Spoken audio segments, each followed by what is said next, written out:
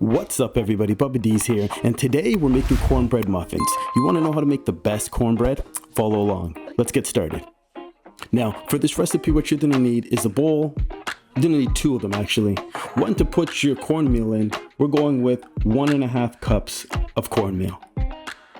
We're going to separate the dry from the wet. So this is going to be our dry bowl.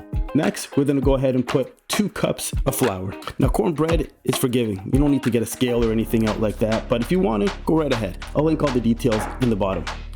Now let's get 1 tablespoon of baking powder and 1 teaspoon of salt. Now here's the optional piece.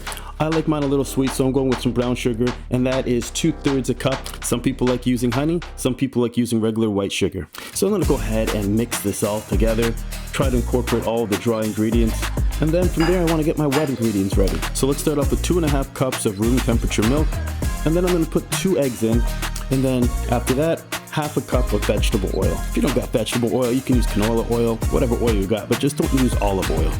Now, mix that all up. And you want to go ahead now and combine your wet with your dry. Now we want to mix up all of this together. Make sure that we incorporate all of the dry into the wet. And we want to let it sit for about 5 to 10 minutes. Now you want to take your pans out and you want to get ready to grease them. This is where you're going to guarantee a crispy edge on all of your cornbread. I'm using a high temperature oil like vegetable oil. Canola oil is pretty good as well.